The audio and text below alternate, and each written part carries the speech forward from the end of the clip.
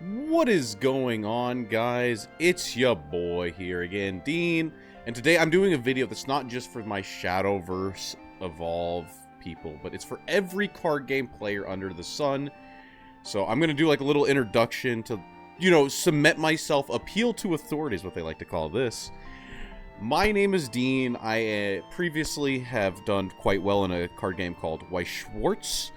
I have multiple top 8s across teams and like only one in singles, but I think the number of top 8s I have is well over 11 to 12, actually probably closer to 15 in that game. And since then I have moved to Shadowverse Evolve, and I believe I have 9 top 8s so far and counting in this game. So I want to talk about how I choose a deck in a format, because originally what caused this is in the previous format, BP7 for Shadowverse Evolve, I had some pretty wild takes to some people, which is that Natura Sword and Machina Abyss were not good decks, and I just did not believe that they were good decks. They were winning every tournament, but I think that I need to do my best to explain that and kind of get people into my headspace, because this is something that's not like relevant to one format. This is relevant to every card game I play and how I like to approach it. So this is just coming from the position of somebody who consistently does quite well in tournaments across the games that I've taken seriously. My overall performance at the end of season tends to be, in Weiss Schwarz it was around 75% win rate, plus or minus like 3%, and in Shadowverse Evolve it's coming out to be roughly the same. So this is the what I do when I'm deciding my decks that helps me get those results, really. So the hard thing about this video is it's taken me quite a while to make, because I'm trying to put into words these like gut feelings that I'm using to try to adapt to metas that are happening every 2 months, right? Like the meta's changing continuously. I've got to make a deck. I've got to decide before a tournament, and it's what is it that I'm using for that. So if there's something that's a little off, I do apologize. I'm trying my best to put this into words for people to understand, because at the end of the day, that's like why I do YouTube content, is to try to help bring up everyone as like a community. And that's kind of the goal here. But if it's kind of like in philosophy, there's a term called qualia, where it's until you've tasted food, it's like, how do you explain to someone what like food tastes like a certain thing tastes like? And that's kind of where I'm trying to come in and explain to you some of my feelings about cards and like general gameplay patterns. I'm going to try to include as many card games as possible to have like multiple ideas. But at the end of the day, I am trying to condense years of like just like feeling into like a video. So don't crucify me if something's entirely wrong. And we'll start off with the easiest thing, and that's consistency is king. Meaningful consistency. So what do I mean by that? Like, if you can consistently get like specific cards to hand, but they're not exactly impactful, or they're not the key role players in your deck, then that's not like meaningful consistency. Big example was like a big problem that I had specifically with Natura Sword. People said that's such a consistent deck. I didn't feel like it was a consistent deck, because I felt like your power plays. So Natura Sword is, there's like half of the deck is this trait called Natura. It's probably like 2/3 of the deck is this Natura trait, and you have cards that add Natura trait, or they look for Natura trait, but they don't search Natura trait. They look at 4 cards to find Natura trait. And your deck is a 40 with 3 ofs, and there was like 2 good targets, and if you didn't get one of the 2, then you were forced to make suboptimal plays to go find the good ones. And you had multiple power cards that weren't within this veil, so they weren't exactly consistent to see. And so that was like one of the reasons that really got me to thinking about this video, was like, hey, how do I explain to people that like the cards you're seeing, you're getting cards to hand, but they're not good cards. They're not even in hand. They're in this like special zone. So yeah, meaningful consistency is king. Can you see your good cards when you need to see them? And like, or like, is it tempo? Is it not horrifically tempo negative to go find them, right? So, like, in our new set in Shadowverse Evolve, we get the Tartman. Tartman is you better really, that card's got to fucking win you the game that you search with that card, because in general, historically, your 4-drop needs to do more than just get one random card to hand. Tartman is good, so like that's not a question, but I think that's because the power level of our boss monsters has compensated for the tempo loss currently.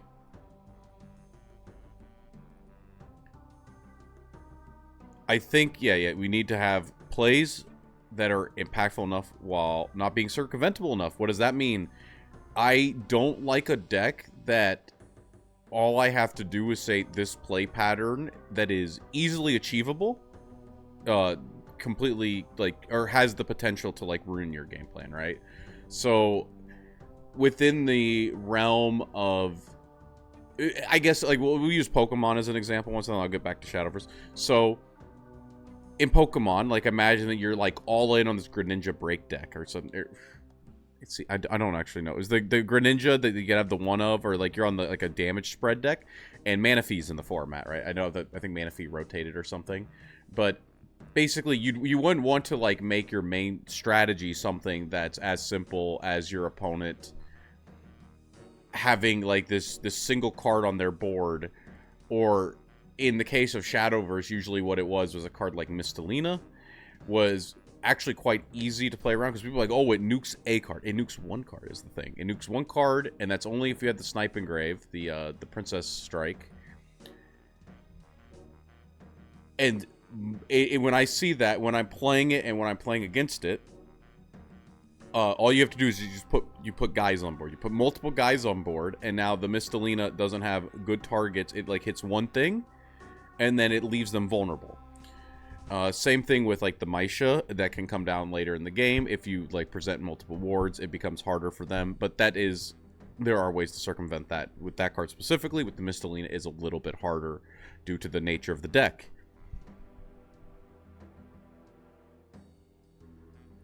So, another thing is that not only do I want my plays not be easily circumvented when I'm choosing a deck, I need a deck to have options in hand as a player, because if a deck just gasses out or, like, runs out of hand, that is the worst thing that can happen, and I will do everything I can when building a deck or choosing a deck from a list of available decks to avoid this. I want my deck to always have not only hand, but I want my hand to usually be cards that can be impactful in some way, shape, or form. Because at the end of the day, it's very hard to play around a player in any meaningful way if your deck just dumps hand by turn 3. It's why I generally hate and try to avoid aggro formats, because I feel that aggro formats are the hardest to decide who is a good player. Because an aggro format is we just shove up guys and one of us dies pretty quickly. It's like if you're on the back foot in an aggro format, it becomes very hard to, like, flip that. But if you can, like, it's not like aggro decks put tutors in half the time, and usually if an aggro deck has tutors, it becomes quite toxic, and it's usually considered, like, the best deck in format. I also think that tier lists are a horrific thing for well-experienced players, because I am making this video once again not for I'm making this video for somebody trying to really improve as a player. Like, this is not, I want to win a tournament. Because winning a tournament, you can win one. You can top 8-1. That's a good first goal. But I'm saying, at a certain point, you start using the tier list to gauge matchups, not to choose your deck, I feel. Like, right, just because a deck is in tier 1 and it's been winning tournaments doesn't mean that's the best deck in the format. It means that there's something. I think the big thing is, like, currently, like, mono. I think that if you're a mono player, no insult to anyone that's topped with mono, but I don't know if a mono player who goes 10-0 one day can avoid going, like, 2-8 the next. That was my feeling when I held the deck. It was very draw dependent. It had horrifically statted bodies, and the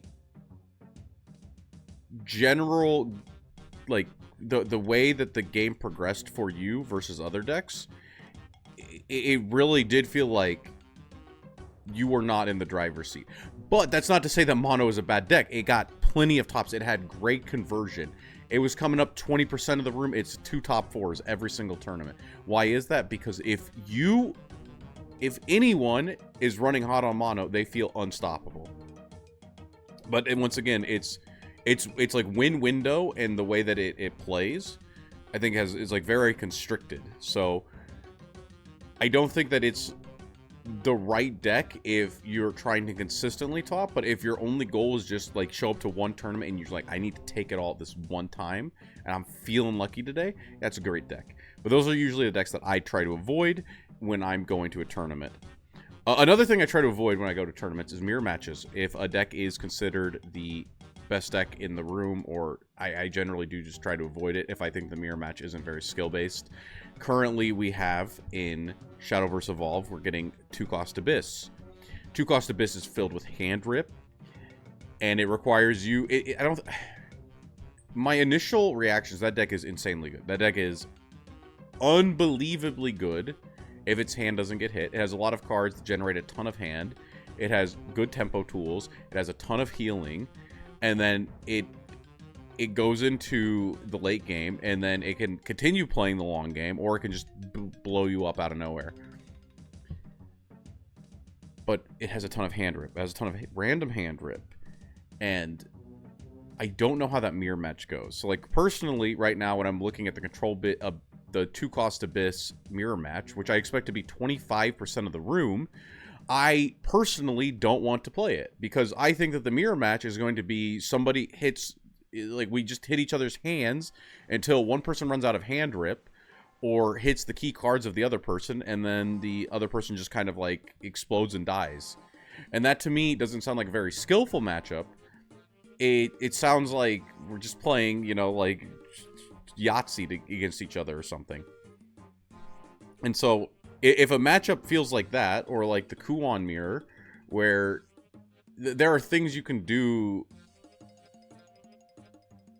like the cards that help in the mirror are bad against other decks, and the play patterns of the mirror are like really weird, where you want to go second to have a more consistent Kuon, but if you go first, you can just Kuon. There's literally no hope for your opponent. I tend to try to avoid that if I can. I would like to play a deck that is good into the meta more than the meta. That's usually the way I try to tackle it. Not everyone wants to do that, and I understand that's not always the right answer. So I'm not going to say that's something you should always do, but it's something you should look to see if you can do. The other thing is, with the going back to the tier list for a second, I do want to say that like player agency is like a huge thing for me, because even if a deck is the best deck in the room, you don't want to be playing a deck that you don't have any agency. I wanted to go back to Lugia, which was a Pokemon deck I remember. With Lugia, that deck was insanely good, right? But like, if you were a good player, you might try to shy away from Lugia because its decision points were how fast can you get Archeops in the grave, and do you brick on like a fuck ton of energies or not? Once the deck gets going, yeah, nobody's going to question you. And if you're at like a medium stage in your card game career, you're just, you're going to the event, you're just trying to do okay. Yeah, you can play Lugia. Lugia's fucking, you might get day 2, and you've never had day 2 before because the deck's fucking broken. There's no reason not to. But if you're trying to like win an event, and you want to see, like, you want to top 32 an event, and you really want to like prove that you're a good player, Lugia might not be the play. And it's the same thing with any card game. It's any card game. If you feel like this deck just doesn't have enough pivot points for you, get off of it. It's probably not right. But at the end of the day, don't overtech your deck either, because consistency is king. As I've said in Shadowverse Evolve specifically, usually if your deck is just straight 3-ofs or whatever the maximum count is, you just max it out. Because if you're like, wow, I saw it too much, well, guess what? Just shuffle better. You shouldn't be... Most of the time, you just want to have a deck of 13 3-ofs and a 1-of. That is the usual right answer, with a couple exceptions. Like, maybe like a couple 2-ofs, maybe like 2 to 3 2-ofs, but not that many. You just want straight 3-ofs. That's the usual answer. Outside of cards that you can specifically tutor. So yeah, don't be over teching your deck with some random garbage because you got into a playtesting session where your opponent was playing some tier 5 deck that's not even on the tier list. It's like it's got 5% rep in the tournament. You don't want to be playing against that. You don't want to be teching against that. If you fight the 5%, do your best, because there's a reason it's 5%. And if they high roll you, if it becomes an unwinnable matchup, you know, you go, it happens. Tournament luck is part of the experience. So yeah, don't let your opponent playtesting some fucking tier 4 garbage make you think that you need some random thing in your deck as a silver bullet, because those silver bullets, one, they're usually hard to find, and if you include in accounts that you can actually see them, there's a reason that people usually aren't playing them. Sometimes it depends on the card. You might be cooking, but it depends on the deck. And yeah, I mean, these are really, I think these are the things that I think about when I get into trying to choose a deck for a tournament. And it's worked well enough for me, I guess. I still don't have my invite for Worlds, but I know, you know, throughout my card game career, these are the things that I try to keep in mind. And I'm hoping that maybe if something else works for you and you're doing really well out there, feel free to tell me what it is, because I'm always looking to improve too. I'm out here, I'm lost with everyone, right?